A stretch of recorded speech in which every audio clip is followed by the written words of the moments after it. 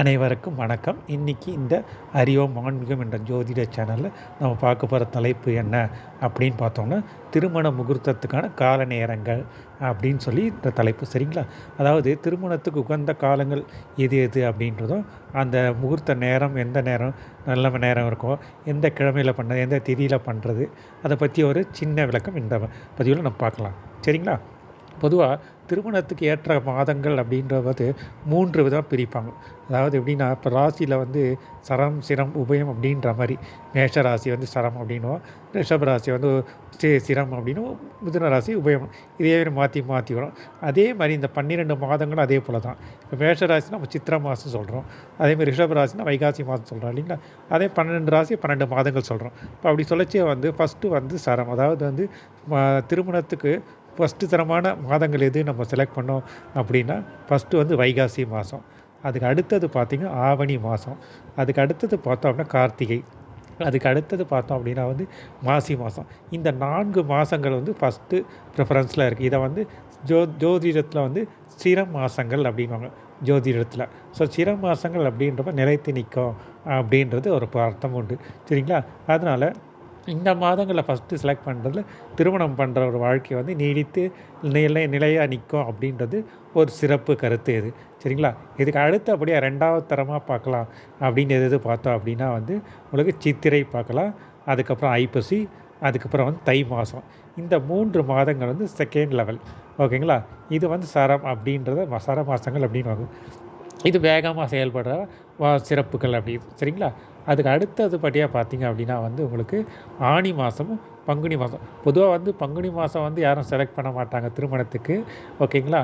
அதே மாதிரி இந்த ஆனி மாதம் வந்து ஒரு சிலர் தான் செலக்ட், ஒரு சிலர் வந்து வேறு மாதங்கள் இல்லை அப்படின்ற பட்சத்தில் வந்து கடைசி நிலையில் இந்த ஆனி மாதத்தை நம்ம செலக்ட் பண்ணுறோம். சரிங்களா? இது மாதிரி பண்ணுவாங்க. ஓகேங்களா? அது மட்டும் இல்லாத ஒரு சில மாதங்களில் வந்து பார்த்தோம் அப்படின்னா மலை மாதம் அப்படின்னு சொல்லுவாங்க. அதாவது என்ன அப்படின்னா 2 அமாவாசை 2 பௌர்ணமி வரும், அந்த மாதத்தை வந்து மலை மாதம்னுவாங்க. ஸோ அந்த மாதம் வந்து தவிர்க்கிறது சிறப்பு. சரிங்களா? இதெல்லாம் வந்து மாதத்திலான இந்தந்த மாதங்களில் பண்ணலாம் அப்படின்றதுக்கான இது. அடுத்தது வந்து பார்த்தோம் அப்படின்னா வந்து கிழமை, எந்தெந்த கிழமையில் பண்ணால் சிறப்பு அப்படின்றப்ப பார்க்கலாம். இதில் வந்து ஃபஸ்ட்டு லெவல் ஆஃப் இது பார்த்திங்க அப்படின்னா வந்து புதன்கிழமை, வியாழக்கிழமை, வெள்ளிக்கிழமை, இந்த 3 நாட்கள் வந்து சிறந்த நாட்களாக திருமணத்துக்கு ஊர்ஜிதப்படுத்தப்படுது. சரிங்களா? அதுக்கு அடுத்தபடியாக 2வது நிலையாக பார்த்திங்க அப்படின்னா வளர்பிறையில் வர திங்கட்கிழமைகள். ஓகேங்களா? வளர்பிறையில் திங்கட்கிழமை, வளர்பிறை அப்படின்றது அமாவாசையிலேருந்து பௌர்ணமிக்குள்ளே வர்றது, இது எல்லாருக்குமே தெரியும். அதில் வர திங்கட்கிழமை வந்து சிறப்பாக இருக்கும். ஓகேங்களா?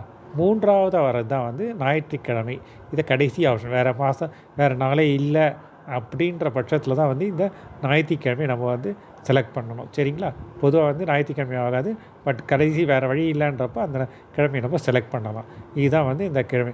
மற்றபடி செவ்வாய்க்கிழமை, சனிக்கிழமை, இந்துக்களை வந்து நம்ம வந்து சுபகாரியங்கள் எதுவும் நம்ம செய்ய மாட்டோம். இது எல்லாருக்குமே தெரிஞ்ச விஷயங்கள் தான். சரிங்களா? இது கிழமை. அதுக்கு அடுத்தது பார்த்தோம் அப்படின்னா வந்து நட்சத்திரங்கள் பார்க்கச்சே வந்து அதாவது உடைப்பட்ட நட்சத்திரங்களை தவிர்க்கணும். இந்த உடைப்பட்ட நட்சத்திரங்கள் எது அப்படின்னு பார்த்தோம்னா சூரியனோட நட்சத்திரமான கார்த்திகை, அதுக்கப்புறம் உத்திரம், அதுக்கப்புறம் உத்திராடம் இந்த நட்சத்திரம், அதுக்கப்புறம் செவ்வாயின் நட்சத்திரமான மிருகசீஷம், அதுக்கப்புறம் சித்திரை, அதுக்கப்புறம் வந்து அவிட்டம், அதுக்கப்புறம் குருவோட நட்சத்திரமான புனர்பூசம், விசாகம், பூரட்டாதி இந்த நட்சத்திரங்களை தவிர்ப்பது நல்லது. ஏன்னா இதெல்லாம் வந்து உடைப்பட்ட நட்சத்திரங்கள் அப்படின்னுவாங்க. அதாவது 2 ராசியில் வரும். ஓகேங்களா?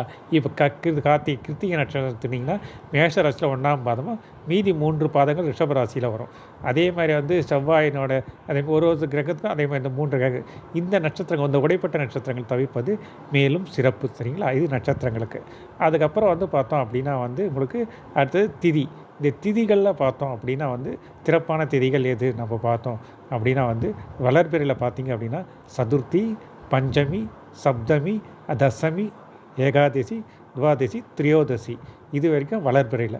தேய்பிரில் பார்த்திங்க அப்படின்னா துதியை, திருதியை, சதுர்த்தி, பஞ்சமி, அதுக்கப்புறம் சப்தமி இது இருக்குது. தசமி வந்து செகண்ட் ஆப்ஷன்.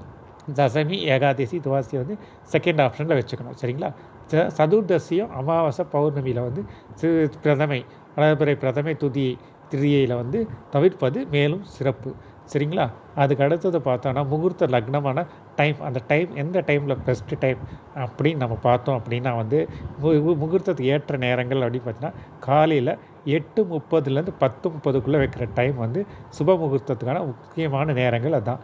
ஏன் இந்த 8:30, 10:30 அப்படின்னா, பொதுவாவே வந்து இந்த காலங்கள வந்து 5 நிலைகளா பிரிச்சிருக்காங்க. பிரார்த்தனை காலம், சங்கம காலம், விரத காலம், சிராத்த காலம், அதுக்கப்புறம் வந்து பார்த்திங்கன்னா வந்து சாயரட்ச காலம் அப்படின்னு பிரிப்பாங்க.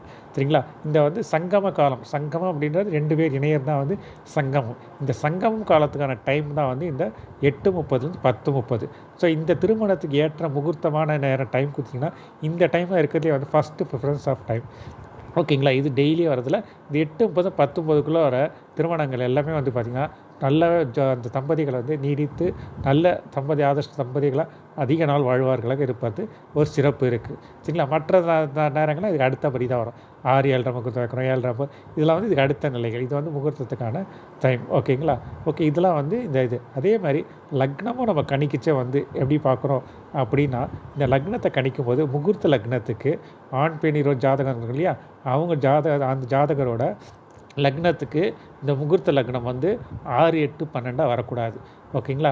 அதாவது ஒருத்தர் வந்து மேஷ லக்னம் அப்படின்னா, அவங்களுக்கு வந்து பார்த்திங்கன்னா வந்து இந்த முகூர்த்த லக்னம் அப்படின்றத பார்த்தோம் அப்படின்னா வந்து உங்களுக்கு கன்னியோ, விருச்சிகமோ அல்லது மீன லக்னமோ வரக்கூடாது.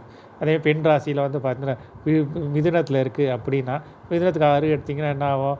உங்களுக்கு கரெக்டாக வந்து துலாம் வரும். இது விருச்சிகம் வரும். சரிங்களா? விருச்சிகம் வரும், மகரம் வரும். அதுக்கப்புறம் வந்து பார்த்திங்க அப்படின்னா வந்து உங்களுக்கு ரிஷபம். ஸோ இந்த மாதிரி வந்து 2 பேர் லக்னத்துக்கு வந்து முகூர்த்த லக்ன டைம் வந்து 6, 8, 12 வரக்கூடாது. இது பார்க்கறது மேலும் சிறப்பு. ஓகேங்களா? அதே மாரி சுப முகூர்த்தம் நம்ம பார்க்கச்சே வந்து பஞ்சாங்கத்தில் கொடுத்துருக்கிறது வந்து பார்த்திங்கன்னா, பொதுவான முகூர்த்த நேரங்கள் தான். ஓகேங்களா? நம்ம தனிப்பட்ட அது வந்து ஜாதகம் இல்லாதவங்களுக்கு, நட்சத்திர ராசி இல்லாதவங்களுக்குலாம் வந்து அந்த முகூர்த்தங்களை வச்சு பண்ணுறது அது சிறப்பு. இதேமாதிரி ஜாதகம் பார்த்து பண்ணுறவர்கள் வந்துட்டு அவங்க ஜாதகத்துக்கு ஏற்ற நட்சத்திரங்களும் பார்த்துட்டு அதுக்கேற்ற இது இந்த லக்னம் டைம் இதெல்லாம் பார்த்து ஃபிக்ஸ் பண்ணி பண்ணுறதுல வந்து மேலும் சிறப்பு. இதுமாதிரி பண்ணுறதுனால வந்து என்னென்னா இவர்களோட வாழ்க்கை வந்து நீடித்து நிலைத்து நிற்கும் அப்படின்னு சொல்லலாம். இதுக்கு அடுத்தபடியாக இருக்கிறது தெய்வ சங்கல்பம். ஓகேங்களா? என்ன தான் நம்ம பார்த்து நம்ம இது பண்ணாலும் தெய்வ சங்கல்பம் ஒன்று இருக்குது. சரிங்களா? இந்தளவு நான் பார்த்து பண்ணி தெய்வம் நம்மளுக்கு அனுகூலமாக நின்று மேலும் இவர்கள் வாழ்க்கையை சேர்ந்து ஆதர்ஷ தம்பதிகளாக 100 ஆண்டுகள் வாழ்வார்கள் அப்படின்றது இது ஒரு சிறப்பான இதுவாக இருக்கும். சரிங்களா? அதுதான் வந்து இந்த திருமண முகூர்த்தத்துக்கான இது. ஓகேங்களா? அதே மாதிரி சாந்தி முகூர்த்த நிவேஷ முகூர்த்தத்துக்கும் வந்துட்டு அதில் பின்னாடியே நம்ம ஒரு பதிவு போட்டிருக்கோம். ஆதான லக்னம்ன்ற அதில் போய் பார்த்தீங்கன்னா அதுக்கான நேரம் எப்படி இது பண்ணணும் அப்படின்றத சிறப்பாக பதிவை போட்டிருக்கோம். சரிங்களா? இதை பார்த்து இனி வரும் காலங்களில் இந்த மாதிரி முகூர்த்த நேரங்களை முறிக்கிச்சு இதெல்லாம் நம்ம பார்த்து பின்பற்றுவோம் என்று சொல்லி இந்த தலைப்பை இத்தோடு முடிக்கிறேன்.